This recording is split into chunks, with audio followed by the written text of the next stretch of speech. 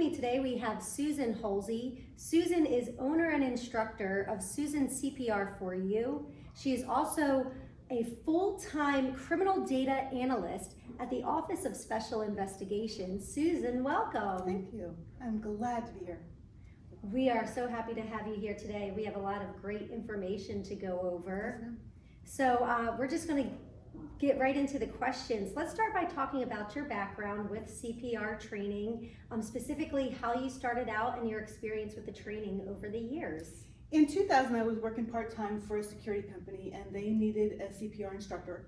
So they put me through the instructor training course and I started training solely for them. But then later in 2000, I did start Susan CPR for You and started teaching in Stafford and Fredericksburg, just basically to nonprofit organizations like church, scout groups, the recreational sports leagues, things of that nature.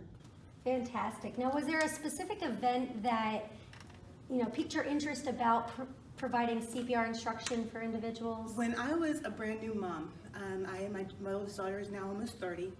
When she was a toddler, she learned how to climb really well. She was up and over and in and out. I had put her down for a nap one day and I was vacuuming my apartment.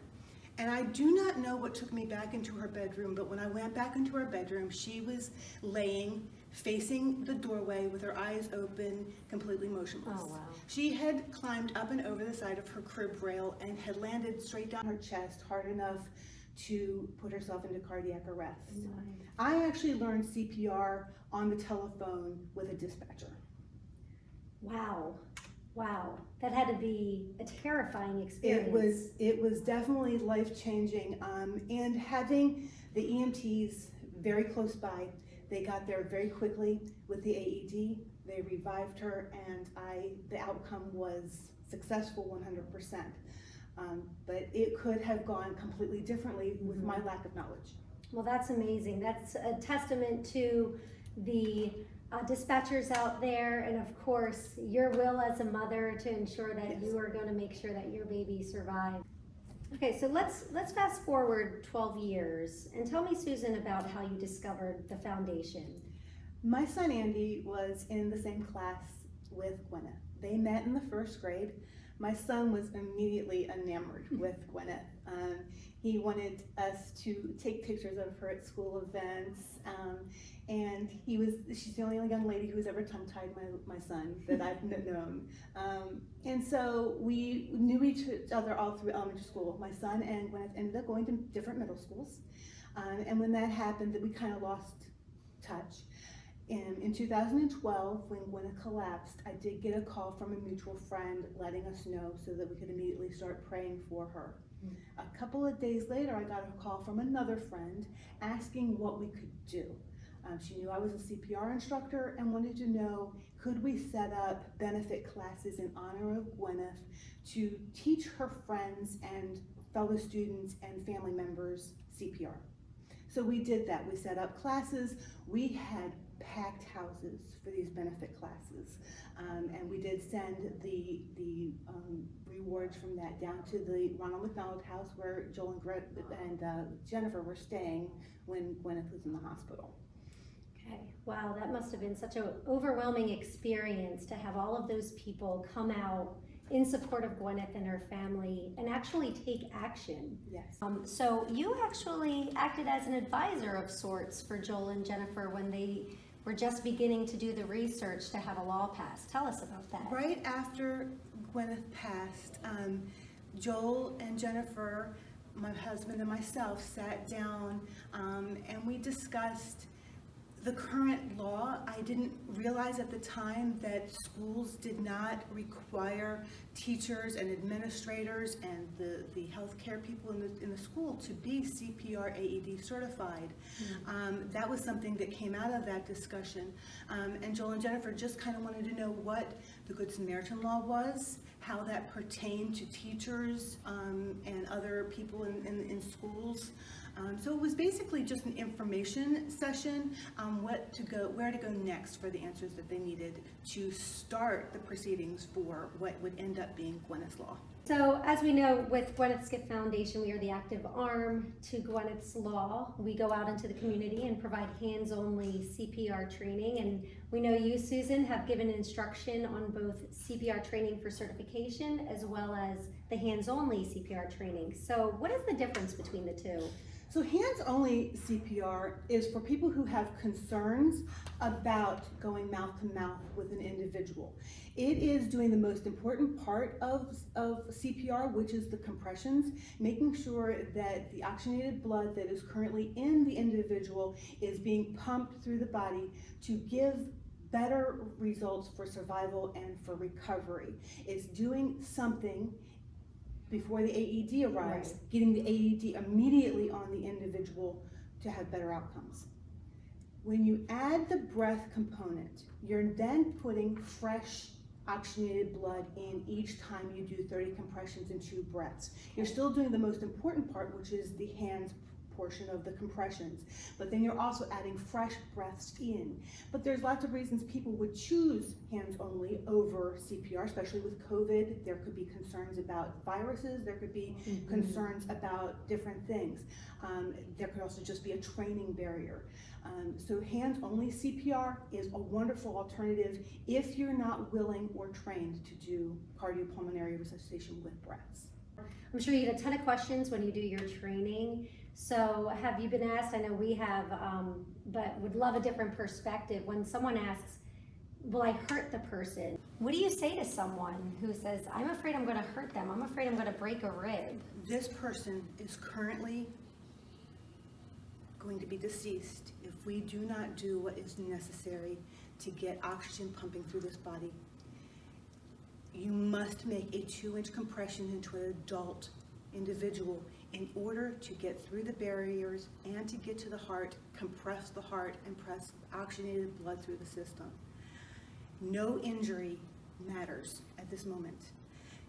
Injuries are not prevalent, but you can by chance hurt someone. They cannot recover from that tomorrow if you do not get the heart started today. That's right, such an important message.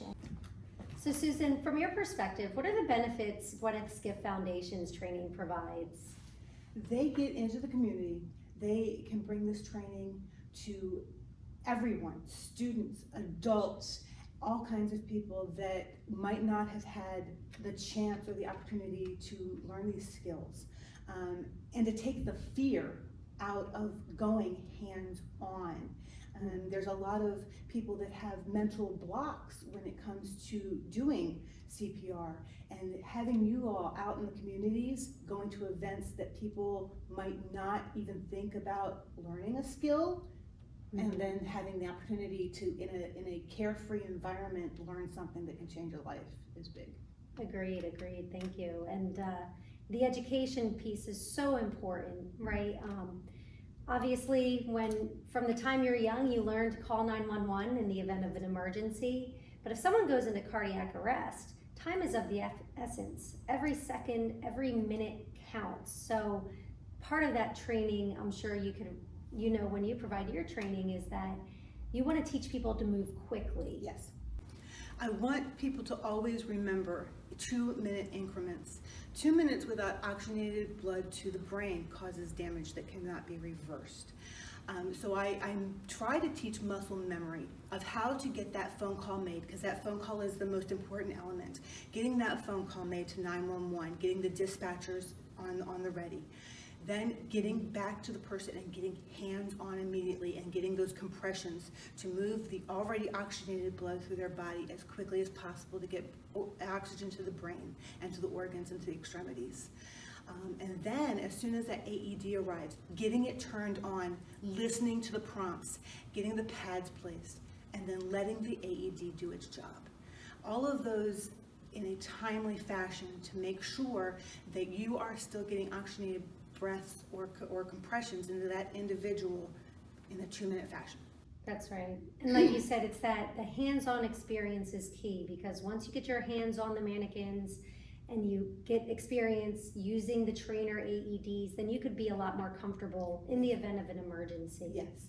And I go over skills over and over so that I am teaching them muscle memory. Because what happens in an emergency situation, you have adrenaline, you have fear, you have anxiety, you have a lot of things happening within your person. But how you were trained will come back to you if you did it repeatedly and put the steps in place, and you did muscle memory training. Absolutely. So 400 people a year going out into the community and having the knowledge and power to save a life is huge. We are thrilled to hear about that service. Now, on that note, have you or anyone you have trained been in a situation where CPR was needed? I've had people come up to me at Walmart or a grocery store and say, "Are you the CPR lady? Let me tell you what happened." And they'll convey a story of where the training has come into play in their life. My favorite stories are from a student that came from the Gwyneth classes. A friend of ours, Angela, came through the class for one of the benefit classes for Gwyneth. She has not just saved one life, but 2 lives using CPR since Gwyneth's collapse. She was on vacation and a gentleman collapsed while they were on a hike. She used CPR for that individual and he survived. And then later, a classmate of Gwyneth's, they were having a pool party and she intook water and drowned, and using the skills she had learned in the Gwyneth's benefit class, she saved that life as well. Wow. And 2 takeaways from that, and 1, CPR saves lives. Yes. Yes. No doubt about that. No CPR saves lives. And then the second is that it doesn't matter what age you are, No. right? As long as you're old enough and strong enough to perform compressions, Yes. the hands-only component will save lives, and the more people we train, the more lives that will be saved. I have parents call me often and ask, "Is my child too young to take this class?" I said, I work with youth. I work with middle schoolers. If your child is capable of coming into my class and participating, I can show them the skills necessary to pass this class without a problem. I was like, let the child show you what they're capable of doing. I have met very few children who are not capable of coming to the level of necessity when it's presented to them. You have so many incredible survivor stories. I'm sure you could share for days. Yes. But it's interesting, Susan, you told me that there is a common denominator in all of those stories. What is that? I ask for stories during my class time. That's where I get most of my very best material, is from the students who come through my class. And the biggest thing I've learned is that most emergency situations aren't going to occur with someone you don't know. They're not going to occur out on the street or somewhere you're uncomfortable. Most emergency situations, especially sudden cardiac arrests, happen at home, usually around the holidays. So the person that you're most likely to save isn't going to be a homeless person on the street. It's going to be someone who sits around your Thanksgiving table. It's going to be your mom, your dad, your spouse, one of your children. Someone you love and you want to save very badly. So most of the time when people come into my class, I have them name their mannequin as somebody who they love, because that is the standard to which I want them to try to do this training today, is to save that person that they love very much. That's an interesting fact. Thank you for sharing that. And we actually have a campaign, and we post on Facebook, if you love someone, learn CPR. Be prepared to help your loved ones in any kind of emergency event. Think of all the emergencies that can happen while you're home. A child drowning in a bathtub or in a pool, choking on their dinner, someone falling down the stairs, having a heart attack around the holidays. Think of all the things that can happen that can lead to sudden cardiac arrest, an allergic reaction that goes severely bad. All of these things can happen in a blink of an eye, and they mostly happen when you're home. So that's a big part of what I do, is trying to make people aware emergencies can happen anytime to anybody. So we talk about our why here at Gwyneth's Gift Foundation, and it's very easy to see your why, Susan, and your passion for what you do. But what would you tell someone thinking about being a CPR instructor or even a trainer volunteer? If you're coming in to do this for a paycheck, or you're coming in to check a box, don't. there's easier ways to make a dollar. There's a lot of equipment involved in becoming an instructor. There's a lot of preparation that goes into a class. And I could do that, and I could come in and I could put in a videotape and I could proctor walking around and doing skills checks. That's what a lot of instructors do. They teach in that manner. I have found that without the passion, without the why, without knowing that this could truly change outcomes in people's lives, that it doesn't matter, because I don't make a living doing this. I try to keep my costs low so that people like Scouts, church groups, can afford to take this class. So I don't make a big profit doing this. Sometimes I can afford to take my husband out to dinner that night and we go, whoa, we taught CPR today. So I don't do it for money. I do it because it makes a difference. And I have to admit, in 2012, I had gotten a little stale. I had been doing it for 12 years, lugging all that equipment around from place to place. Had gotten old. I was actually thinking about not doing it any longer. And Gwyneth truly changed that in me. Doing the benefit classes for her, learning a new why, putting a new passion behind me, watching the students learn this skill to honor their friend, changed everything. I wear pink to almost every CPR class and CPR function. So I look down and I go, and then I share her story with my students so that they understand there's not an age or a sex or a size that comes with sudden cardiac arrest. It can happen to anybody, any age, any time. And are you prepared to step up and make a difference in an outcome? That's why I do what I do. Well, thank you for that, Ms. Susan, and the world is certainly a better place with you in it. We appreciate all that you've done and for coming out today and sharing your story and your why. I thank you so much for having me. This has been really good.